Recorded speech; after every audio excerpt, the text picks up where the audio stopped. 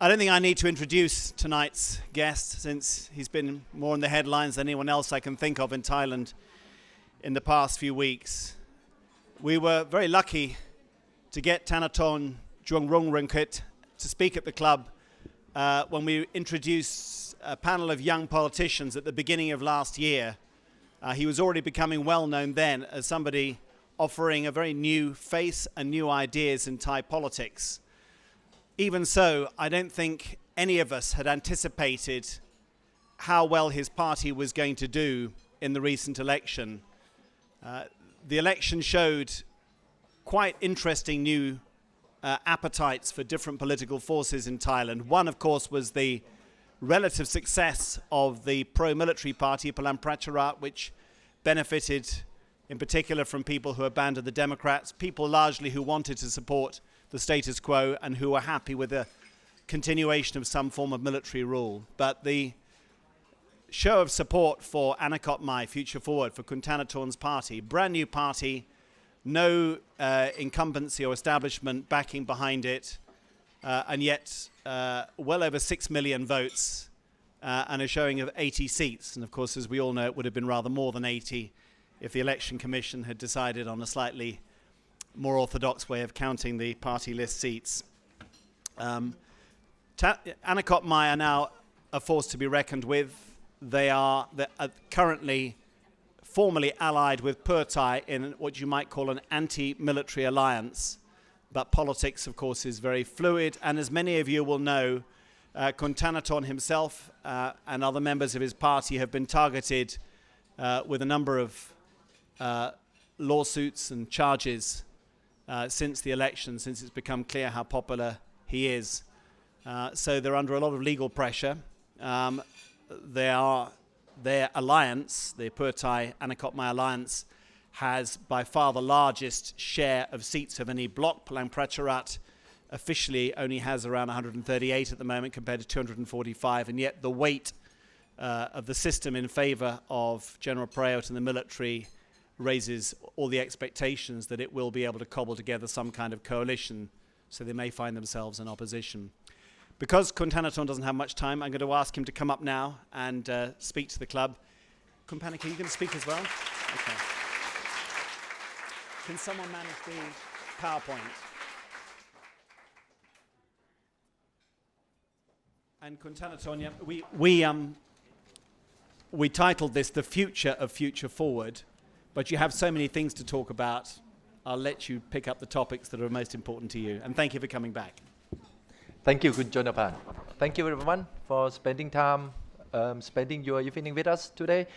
I would like to thank the FCCT to invite me here again. I think it's lovely, precisely a year or something, that I was here last time. So tonight I'm very excited to see so many foreigners and so many Thais here today. It is such an international setting. And you know, in Western world, particularly in the US, when you start a public speaking like this, you start with a joke. But in Thai culture, things are done differently here. We always start with an apology. So, since we are in this international setting, I would like to start with an apology for a bad joke. Few weeks after the election, my mother got a contact from a senior member of Palang Pracharat party, and you know that by then there were already many lawsuits, many criminal charges pressing against me and other leadership of the Future Forward party. And you know, this senior member of Palang Pracharat party saying to my mom, you know, Kun Somporn, her name, Kun Somporn, we can wipe out, we can clean all these charges against you, against your son, and against the party, and against Ajahn Priyabut, if you ask your son to transfer 20 members of the MPs from Future Forward Party to Palang Pracharat Party. So, my mom, she was kind of nervous about things that could be done against me. She afraid, the security of her son, and she's not that deep into politics. She doesn't understand the mathematics of the political calculations of all that, and. So, she said, one night she called me and Thanathorn, you know what? We got this offer. You want so much. You want 80 seats. So just give them 20. And all this can be wiped out.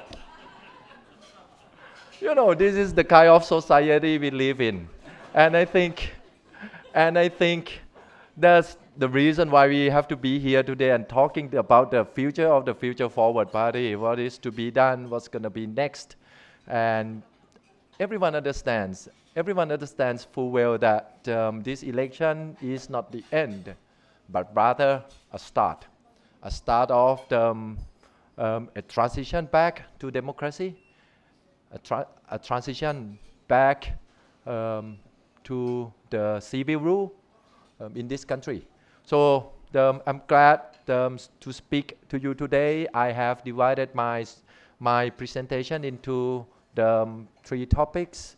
The first is being our journey, 1 year journey, and that's the second being the result of the election, and the third being the next step forward. So with that, I would like to start. I don't know how we could change the screen. Anyone could change the screen for me? So, on the 15th of March 2018, altogether, 23 of us, we went to the election commission and filed a registration of this party on the 15th of March. And then on the 27th of May 2018, which is almost a year ago, we first have party convention. So the first party convention was conducted on the 27th of May with the founding members of some 500 people. And we were so very proud because within just from 15 March to 27th of May, we could gather the founding members of a little bit more than 500 people within the time span of 2 months, and we were very proud of that. And then the next key milestone of this party was on the October the 3rd. Our party was recognized by the election commission. The Future Forward Party becomes an official political party on the 3rd of October 2018, we started recruiting members on the 6th of October. And from the 6th of October, the first day we start recruiting members, to today, we have more than 50,000 members already. So we are very, very proud of that, and I understand that some of you in this room are also members of our party. Thank you so much for taking part in this journey together. And then another key milestone came on the 16th of December. On the 16th of December, we announced the total package of our party policies. And we are recognized by the public that our policies are not unlike other parties where they are more issue-based policies, agricultural, education, the digital government, so on and so forth. But none of other political parties have demonstrated the courage to tackle the problem at its root cause. That's been the structure of of the society, the structure of the government. And in our policy package, that we launched on the 16th of December 2018, if you look at our policies, we not only address issue-based problems in this country, but we also discuss pretty much and pretty deep about the structure that is the root cause of the problems, and we identify them as the big capitals, the military intervention into politics, and the centralized nature of the bureaucratic system in this country. So these three things are the things that if we are in the government, we want to tackle them. We want to tackle them immediately and straightforwardly. So these are the four key events during the formation of the party: the filing with the EC, the filing with the EC, the first party convention, the day when the party was recognized as a political party, and the day we launched our policy package, and that was in 2018. When 2019 started, it's all about campaign. It's all about campaign trials. During this 1 year, I have traveled to all the 77 provinces in Thailand, and these are some of the pictures that the campaigns, I don't know if many of you have heard about a tennis player, a very famous tennis player, Thai tennis player. His name is Paradon. He used to be very famous, I think a decade ago. And during the first months, we started our campaign. We went to meet people in the markets in many different places, and they were, wow, there he comes, Paradon is coming. I was, no, I'm sorry. I'm a politician named Thanathorn, So it took a lot of time, making people recognize my face and my name. So that was the very excited moments during the first few months of our campaign. And then I think in February, in March, when the election approached and people started to, study about which political parties they should vote for. And, we got the more attention from the people since, I think, February. More attention, more people were sending messages through many social media platforms, asking questions about policies, asking questions about how we're going to solve these problems and that problems. And just to let you know, during these 2 months, our Facebook engagement was in the realm of, 5 million Facebook engagement a month, in that range. It's gone so big during that time.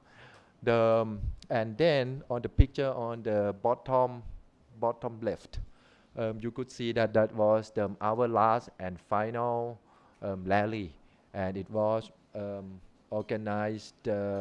It was organized in one of the sports stadium, and it was fully packed. We estimated that there were more than 10,000 people in that stadium that night. And if you look at the three main political parties who organized the final rally on the same day, on the same night, on the same time, our Facebook Live got almost 100,000 viewers, and much more than other political parties. So that was all about the journey. We are very proud.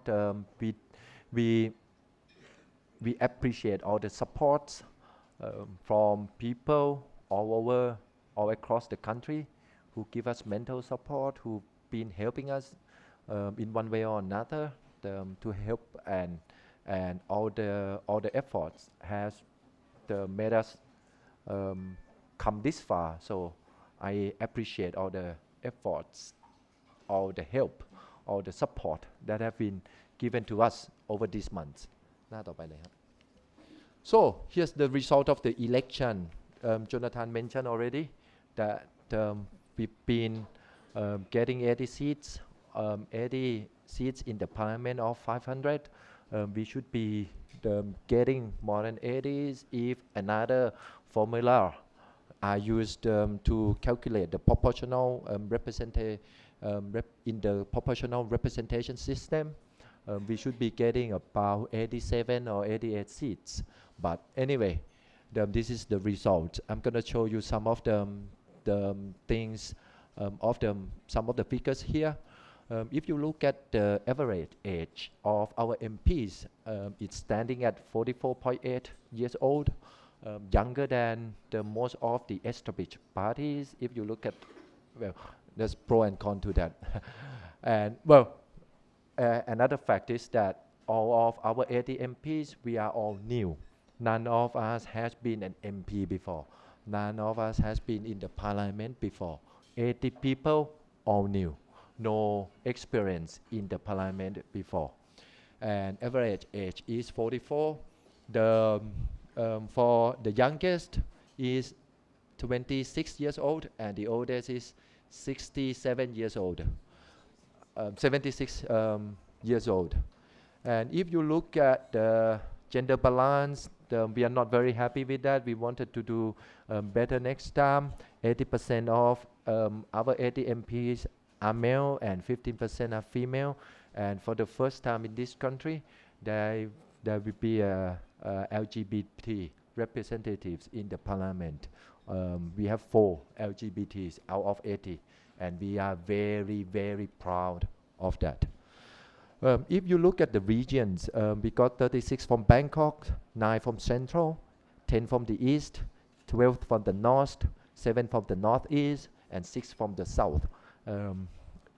We covered all the regions of this country. Next, if you look at diversity, and again, this is something we are very, very proud of.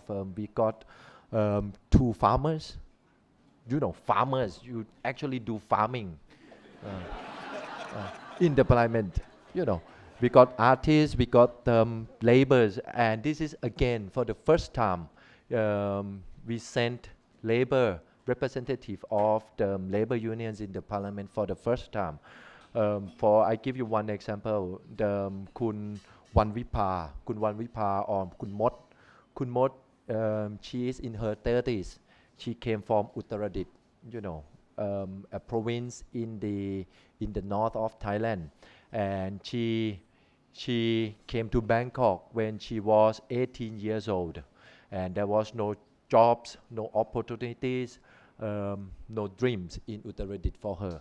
So she left her family at the age of 18, coming to Bangkok and work in a factory, a garment factory, and she's now in the middle of 30s, and her monthly income is 25,000 Thai baht a month.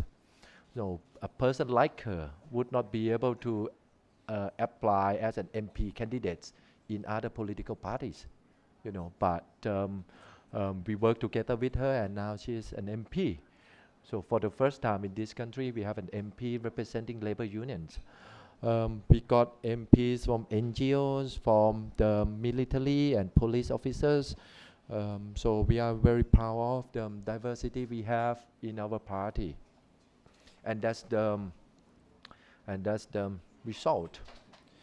But however, talking about results of the election, I have to say that there are too many irregularities, and these many irregularities constitute what can be called not free, definitely not free and not fair election. I give you just one example. There are dozens of examples in our hands at the moment, but I just give you one. This is the Nakhon Pathom province voting district 1. In this voting district, the first count on the 24th of March, there were 112,168 votes counted on the 24th of March. And then on the recount on April 28th, there are plus 25 votes. So 1 month between 24th of March and 28th of April, the votes increase. The ballot stands still. Nobody touches the ballot for 1 month, and then when you recounted it, the number of votes has increased by 25. The number 25 may not be significant. If you look at it alone, but if you look at it relative to the election result of the recount, you could see that the Democrat won by just 4 votes. 4 votes in this district, in this voting district. And the reason it's I don't know if this inefficiency was natural or was it intentional. I tell you the background of this recount. Our candidate in this constituency, she looked at the official numbers announced by the election commission, and she was not very satisfied, because when she did her own sum, she took pictures of all this, how you call that, the voting boards where you do a tick, She took these pictures of all the voting stations, and she did her own sum, and she found out that she did not lose, and she showed her sum to the election commission, and the election commission said, well, let's look at what went wrong. So they went into their data and they found out that the Excel formula was wrong. The Excel formula was wrong. Amazing. So our first demand to the election commission was that you need not the recount, but you need to sum the votes again. They denied, because if they knew that if they just do the sum again, we would win. So they announced the recount, the official recount of the votes. The more simpler way was just to do the sums again and announce that we're the winner, But they didn't do that. They announced an official recount. And in this recount, invalid votes increased by 161 votes, valid votes decreased by 142, and no vote decreased by 4 votes. These things happened inside a ballot that was standstill for 1 month.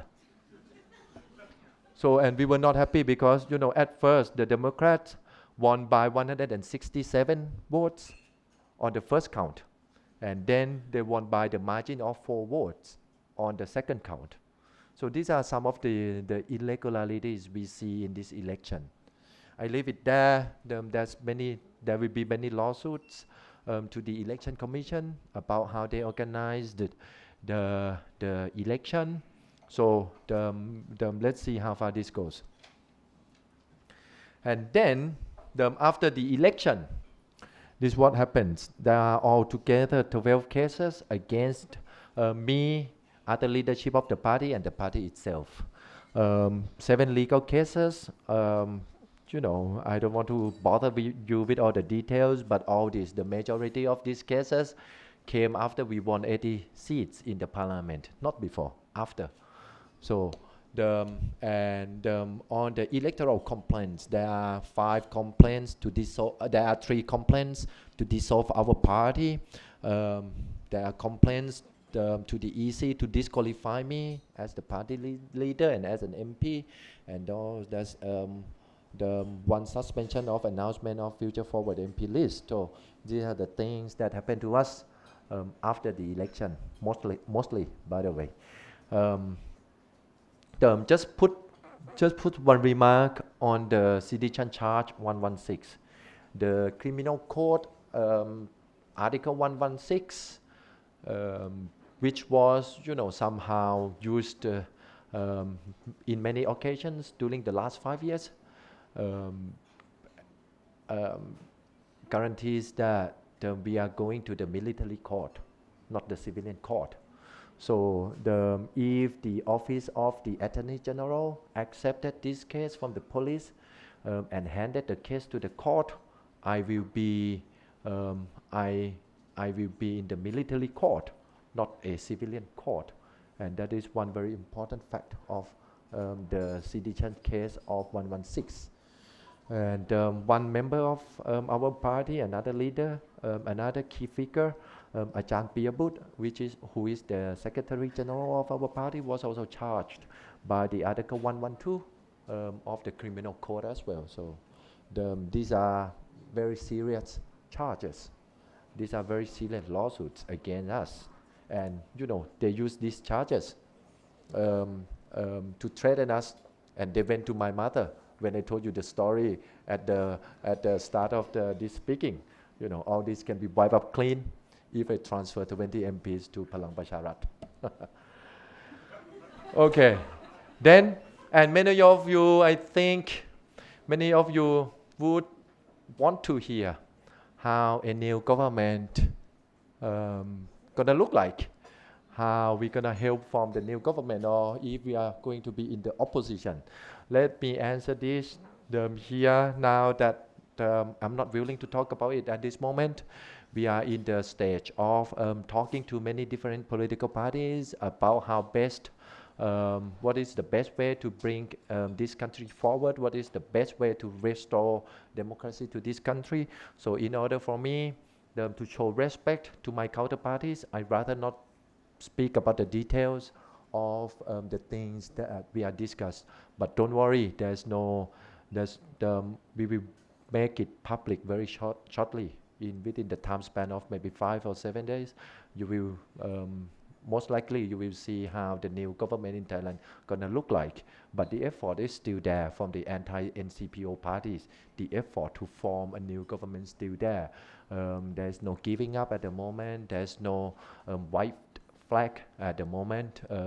Anything is still on the table, and anything is still possible at this moment. So don't ask me this question. I have no answer for you tonight. I have answers, but I'm not willing to tell you tonight.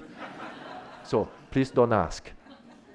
But I'm gonna tell you how we're gonna move forward when it comes to party direction. So first, is the work that will be in the parliament. We would like to bring a new dimension into the parliament, starting with something very small things that like no sleeping during the session, starting with that things, no abuse of power, no corruption. We want to make a debate in the parliament more constructive. No politicking, no attack on personal issues, no fake news, no hatred speech. These are some of the things that we have discussed very seriously among our MPs. And then we would like to also push, the ultimate aim is to restore trust of the people in the parliamentary process again. Why is this important? It is important because once people lose faith in parliamentary democracy, they go to the streets or they call military to intervene. And the conservatives, the military, they are very successful in painting the picture of, painting the picture of democracy is the problem and military intervention, coup d'etat is the answer. They were very successful in painting these ideas to the society, and we want to, we want to take the people back and have faith in parliament again. So the bringing new dimension to the parliament is very important. We want to, make the work of the parliament relate to the needs of the people. We want to make them more open, more transparent in all parliamentary activities, and we want to push progressive issues into the domain of public agenda more. And this is the message, the key message that we would like to tell the people is that, look, politics is not always dirty. Politics is something that can be fun, that can be constructive, can be colorful, and it's very essential to your everyday life. It's about the quality of life. It's about better schooling for your children. It's about clean air. It's about clean water. This is what we're gonna tell people. It's not always about personal interest, and we want to show the people that the good politics exist, and that's how that is also a very important issue we have to address if we want to end the culture of the military coup d'etat in Thailand. This is very important. The next thing is equally important. It's not only the work in the parliament alone that is essential to the party. The building of the party itself is equally important. We recognize that we are far from perfect. We did a lot of mistakes operationally and strategically over the election campaign over the last 1 year, and we had no time to fix these fundamental problems because the dynamics of the election didn't allow us to do that. The situations moved very fast, things change every day, and we were inexperienced how to build a party. There's no, you cannot just go to Asia book and buy how to build a party 101. Such a book doesn't exist. So it's all about experience. It's all about trials and errors. So we recognize those errors, we recognize those mistakes, and after the election, many of us who didn't have this kind of ambition to be an MPs but still want to make a strong party will carry forward the task of building this party, making this party an institution. This party has to live longer than me. This party has to be an institution that one day Thanathorn will not be important to the existence of the party. So that's the party we want to build, the party of the people, the party that stands for the needs of the people. So what we are going to do after this? First, we recognize that in order to reduce the significance of Thanathorn and Piyabut to the party is party finance. Let me tell you how we finance this party. The party owed, I lend the party 100 million during this election campaign. The party didn't raise enough funding on time for the election campaign. You remember I told you that the party was officially formed, legally exist on the 3rd of October. So there's no way we can raise this enormous amount of money to run an election campaign on time. But we didn't want to do like other political parties. We want to be very, very transparent. So I didn't want just to give the money to the party and you spend this money undeclared. I want to be open, and so we declare how the party finances, and in the party's book.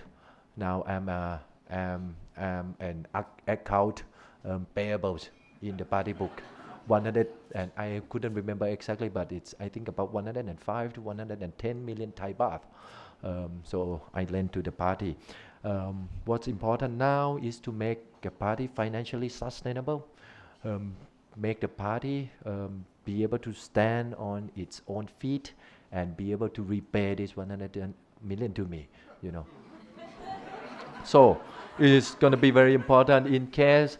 I'm not sure legally if foreigners could buy our souvenirs, but if you are Thai, please do support us on this. Then it's about the party members' participation. Let me tell you one thing. The problems we faced during the election campaign, it's kind of a happy problem. There were thousands of people wanted to help us. You know how many online volunteers we have? During the election campaign, we have about 8,000 online volunteers. And the problem is that we couldn't create enough space for them to participate. We couldn't create enough missions, enough task force for them to participate. So many of these 8,000 volunteers were sitting idly during the election campaign. We should have been more innovative. We should have been more thinkful during the election campaign. We should have harnessed the power of these 8,000 volunteers, but we couldn't, because think of 8,000 tasks for 8,000 people. It's not easy to come up with something for a task, a mission for everyone. So we want to do it better this time, because now we are not in a hurry. There's no any election coming anytime soon, or many of you may think otherwise, by the way. So now the situation is calmer now, and it allows us to think far. So we want to engage our party's member and make them feel that it's all about members. We exist to serve the needs of the members. It's not about one or two leadership, but it's about serving the needs of the party members. So few things that we are going to do when it comes to party building. For example, we're gonna make online voting in significant matters at least 2 times this year. That's our target. 2 times this year, our members will have the right to vote on important party matters. That's for example. Another example would be we are organizing what we call the online public lecture. We launched our first online public lecture today, and because we understand that it's not about the quantity of members that count, it's also about the quality of members that also count, and we want to increase the level of understandings of parties members when it comes to parties policies, parties ideologies. So there's a lot of communication that need to be made, and this online public lecture is one of them. At the end of the day, like I said many times before, that this is about ideas. It's not about the number of seats you win in the election, but it's the war of ideas. It's about domination of ideas that could change this country. Unless and until you win the war of ideas, you cannot change. That's why communication, education to party members is very important. Some of the things we are going to do during the 4th quarter of this year is the what we call Future Festival. It will be an art and culture events that because we understand full well the significance of the soft power. It's not about the votes, it's not about how many seats you win in the parliament, but it's also arts. It's also about culture. It's also what you eat every day, what you read, what kind of book you read, what kind of books the children of the next generation read. That helps change the society as well. So we want to make sure that we win in the culture, in the realm of culture as well, when it comes to fighting with conservative ideas. So we will organize this future festival by the year end, and we are organizing this. We want to organize this meeting with our party members or in all the provinces. In Thailand during the weekends. On the weekdays I will be spending time working in the parliament, and on the weekends I plan to do events like this, even like what's seen in the screen, like this.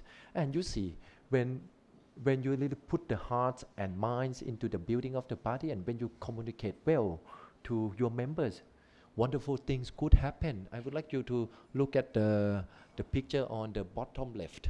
You see the bag with the top of my head on it. You know what that is? Is the campaign banner you see on the side of the streets during the campaign. And when the campaign election ended, our party's members, took them down and cut them to pieces and sew them together and become a bag. And they put it on the online auction. online auction, and the gentleman who wearing a glass who was handed the bag from Panika, he auctioned this bag. I don't know how much was that. Over 100,000 during the auction. So this is on a volunteer basis. Party members, they took out these banners from the side of the streets, cut them, and did all this by themselves and put in auction online. And it's amazing. I've seen so many these small and powerful activities that are conducted by our party members, and I was surprised. And it really shows that people want to see change, people want to engage, people want to be part of the change, and people don't want to the party to be passive. They're pushing us to be active. They are pushing us to work very hard every night and every day. Create spaces for them to work with, and we are very proud of that. So party building is something that we're gonna spend our time a lot after this, even though there's no election in sight. And the last but not the least is the election at the provincial and municipalities campaign. By late third quarter of this year or early fourth quarter of this year, there will be elections at the provincial levels as well as the municipalities level. So I think during the campaign trails, I have received many questions regarding democracies and what's the relationship between democracy and the life of ordinary people. These are the questions that I have to answer so very frequent during the election campaign. Us MPs, member of parliaments and politics at the national level is too far from them. They don't understand what would they gain having an election, and how can we make their lives better. So the elections at municipalities level is very important in this sense. No political parties in Thailand officially send the candidates in provincial and municipal level elections before, but we will do it for the first time. We will send candidates under the name, under the banner of the party to the local level election. And one of the things why people don't care about elections of the democracy at the local level, and this is something we want to disrupt, is that the domination of powerful political dynasties at provincial and at the municipality level remain very strong. And we believe it's time to change that. It's time to bring the power closer to the people. We are not big enough. We don't have energy to send candidates in all 77 provinces. But for the start, we are aiming at some 10 to 15 provinces that we are going to run for local officers. And those will be big cities where we have the best from the national level election. What we are going to do is we want to bring a new way of doing local politics. For example, Chiang Mai, take Chiang Mai. If you look at if you look at previous elections of Chiang Mai mayor, there's none of this Chiang Mai mayor's election that talk about policies about Chiang Mai. But we're gonna change that. We're gonna go to Chiang Mai and say, hey, look, this is what Chiang Mai should and could look like if you choose our candidates. This is Chiang Mai in 20 years time. This is Chiang Mai in 10 years time. This is what we're gonna tell them. I think for the people, for them to relate, for them to understand the importance of democracy, is you have to do it at both the national level, at the local level, and at local level, at national level, it's all about legislation of of important bills. But when it comes to the politics at local level, it's about clean air, it's about clean water, it's about better schooling, it's about efficient public transportation for everyone. It's about things that serve the needs of the everyday lives. And when you talk about, and I think this is very, very important, when you talk about local politics, and like I said, it's in the hands of the local political dynasties, and if we continue like this, it's not going to work. Why? Because all we know, once you talk about politics, it's all about the resource management. It's all about resource allocation. Who gets what, when, how, and where? Who gets this budget? Are you going to take this budget to build a bridge, or you're going to take this budget to make a new school? You're going to give this budget to build to upgrade the hospitals, or you're going to do these budgets to build a new roads? So it's all about who gets what, when, and how, and that's politics. It's about resource allocation. And when the power concentrated in the hands of the few, the resources also concentrated, and that's why the wealth also concentrated, and that's why there's no wonder why Thailand is number one in the world when it comes to income inequality. It's time to change that, and we have to do that at the national level as well as at the local level. And we believe that if we can, imagine this, if we can just, if we sell these policies about better cities, better hometowns, you don't have to come to Bangkok to find good jobs. We create good jobs in your town, by doing this. There's no local politicians have done that before. And just imagine how powerful it is, how we could change, really change things if we do this in these local elections. And if we win maybe just one or two provinces, and if we could deliver these policies that really matters to the lives of the locals, imagine how big the awareness of how democracy works gonna be, how big they would like to participate in politics gonna be.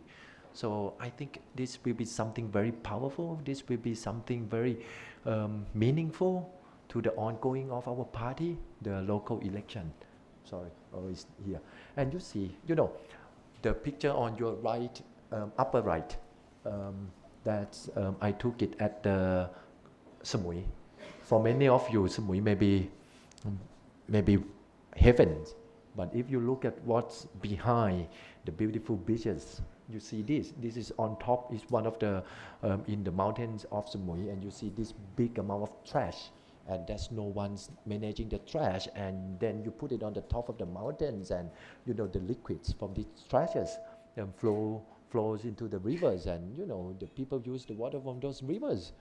This is something very close to them, and it's stinky and it's smelly, and it's and why? Because local municipalities, Samui municipalities have no authority to increase the trash management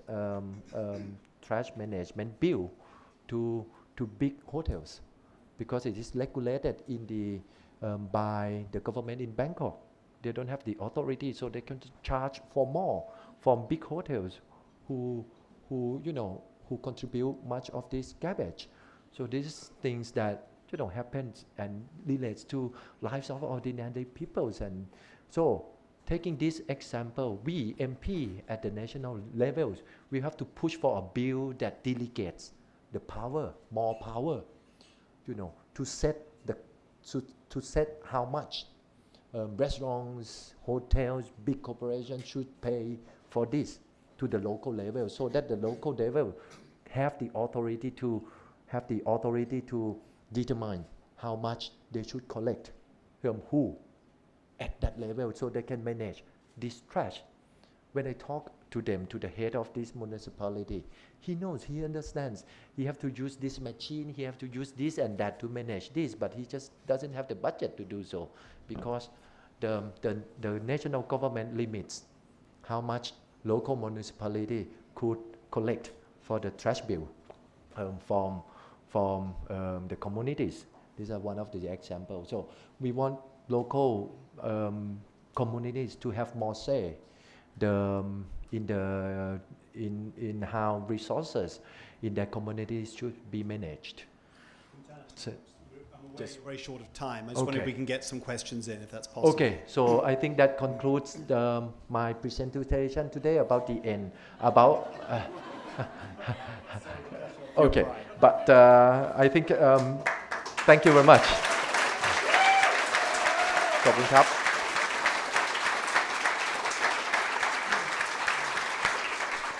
Look, we are short of time. If there are working journalists, I'd like to prioritize them for asking questions. There's the mic. Make your way there. Keep your questions short. Identify yourselves. Kun Thanathorn, I have one question I just want to fire at you very quickly. You have been on the receiving end of a great deal of hostility. Many people are really dislike what you stand for, and in the eyes of some, you're the new Thaksin Shinawat. How do you feel about that? And how are you different from Thaksin? Well, like I said, we are trying to build a party here. It's not about myself, you know. And talking about this, I would like to talk about my dream. The ultimate dream of this party is to change this country for the better. It's not about me being the prime minister, and I think we have to make that clear. If you look at how we build the party, you would understand. If you look at how the working of the party is, you would understand this party. The party working is totally different from the working of, you know, parties related to Kun Thaksin. So we are, and again, I trying not to be Thaksin by, you know, wanting to put my assets in the blind trust.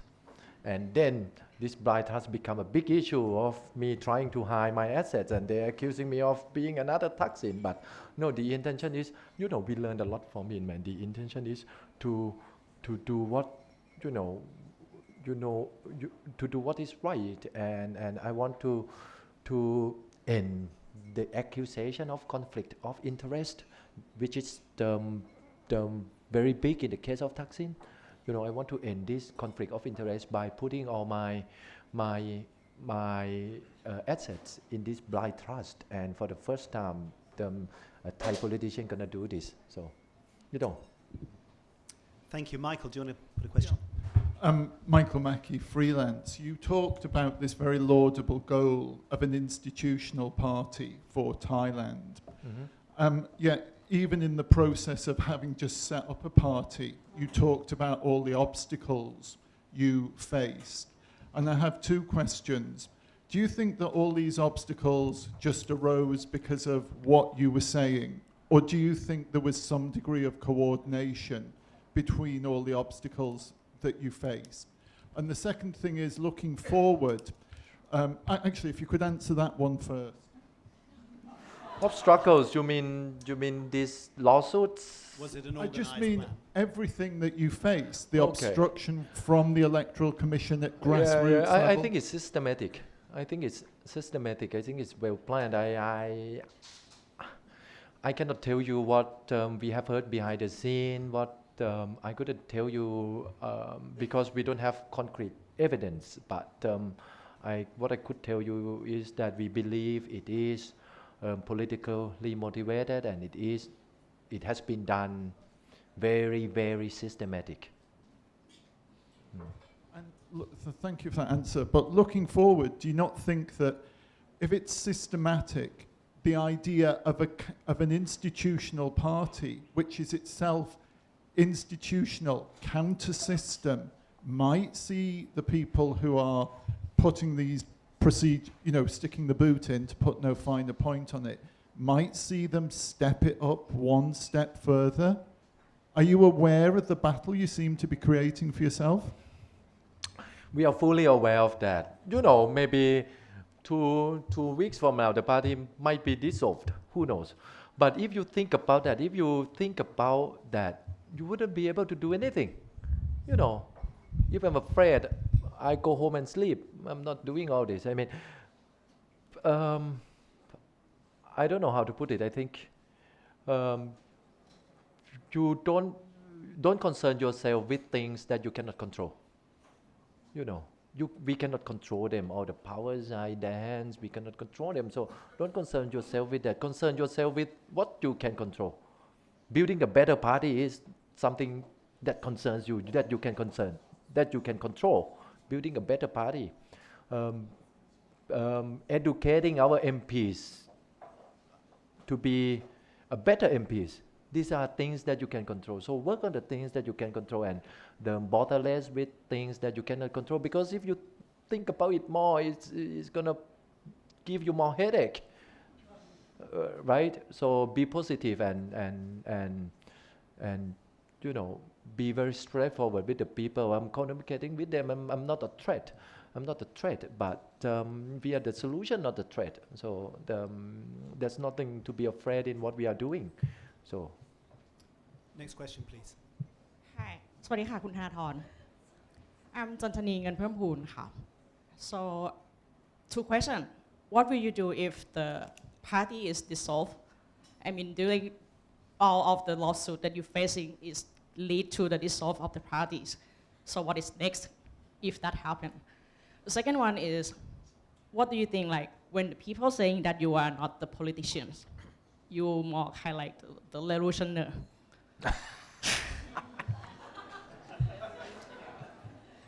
okay. So the first question, what I'm gonna do if the party is dissolved, I'm gonna be unemployed. That's much is clear. Not true. I'm just kidding. Well, there are two scenarios after that. First, I'm gonna be in jail or not, because if they're gonna dissolve the party, I have to be, you know, the executive committees of the party, executive directors of the party has to be criminally charged and be guilty, so that they can dissolve the party. So, if that's the case, I don't know. If I have to be in jail, so be it. That's what we prepare for. But if not, I would like to do some social work. I'm not going back to business. I'm not going to do any profit-oriented. Don't want to work in any profit-oriented organization again. I mean, work in a profit organization and push this profit. I have this profit maximization, the mindset for almost 20 years, and I have enough of it. So I'm gonna do some, you know, if I'm gonna do business again, I'm gonna do this, you know, the so-called, how you call that, social enterprise in English. You know, there's a new bill just passed the parliament, I think last month, about the formation of the social enterprise in Thailand. So maybe I use that mechanism to contribute to the society. The second question. Are you Che Guevara? Pardon me? Are you Thailand's Che Guevara? Oh, I don't know. Being a revolutionary is that's too much a compliment. I don't think you know. I'm not the radical, you know, in that sense. I'm not the radical. What I'm trying to do, the dream of Thailand, I want to make. It's not radical. It's normal. It's normal in many parts of the world and in places where you guys come from. Things that I'm talking about is normal. So it's nothing radical at all, except in this country, of course. So I think that's my answer. Cod. Cod Satrusiang, Managing Editor of Vision News Network. Kun Thanathorn, when you were Vice President of Summit Group, and Summit Group's operation as a whole has not necessarily been the most pro-union organization over the last 10 years. Mm-hmm. There's been comments that you've made in the past that have not been pro-union. For someone who claims to represent the people and is all for the organization of people, has your position on unions changed, and has Thai Summit's position on unions changed? I'm not sure how you could claim that we are, anti-union or that sort of stuff. Let me tell you one thing. When they formed this party, one of our MPs, he is a leader of one of Thai Summit group unions. I didn't ask. We didn't know each other that deep, He applied to be a member of the party himself, and he applied to be an MP of this party himself, and now he is an MP. He was the head of one of Thai Summit group labor unions. So I'm very proud of that. I didn't invite him. I didn't recruit him to work for the party. He came by himself, and you could check. All of you could check. Go ask union leaders of all the companies inside Thai Summit Group, and I think 99% of them would be with us, with Future Forward Party. So I don't want to claim. You can do your checking yourself. Call them and ask if the leaders of unions in Thai Summit Group support Future Forward or not. So do your own homework, I think, on this. Frank, I'm afraid I'm going to have to make this the last question because Thanathorn does have to go after this. Thanathorn, Frank Fu from Guangming Daily Chinese Media. This is the second time I listened to your speech in person. The first time is in the Bangkok Post forum, I think in January. Mm-hmm. In that forum, I remember that you mentioned that you will suggest the government to return the tanks made in China, if I were correct. Return what? Return the tanks made from China. Okay. Okay. Is it because it is tanks, or is it because of it's a tanks made in China? And because very recently I read one piece of news that the Thai military bought 37 new tanks from the US with $80 million US. So would you also suggest the military to return the tanks to US? Thank you. Yeah, thank you. Thank you. I would put it this way. We would look at the spendings of this government, and we will revisit. I mean, if we are in the government, of course, we will revisit all these contracts, and if it's appropriate, it will be a goal. But if it's not, we would like to end the contracts. Not only the tanks with China, we are talking about, for example, what they have announced last week, the benefits, how you call that, the extension of the payments of the telco, of the telecommunication companies, that gives them like 26 billion Thai baht in benefit to these companies. So since data transparency is something that is not highly upheld in this country, we don't have visibility into these contracts. So I cannot say for sure which contracts we would like to change, which contract we would like to end, and which contract we would like to continue. I cannot say for sure, but I can say for sure that we will revisit those contracts that still in the process or not yet at the delivery, not yet delivered. So those contracts we would like to revisit. What are your priorities going to be? And if you're in opposition, what are your main priorities going to be, assuming you end up in opposition in Parliament? We plan to be in the government. Thanathorn, I know you've got to go. Listen, I really apologise. We can't take more questions and let this thing go on longer. We could have talked all night, but I realise you've got another appointment to go to. So I'd like to thank you very much for coming to the club, and we will follow your fortunes. Thank you, everyone. Thank you to Jonathan.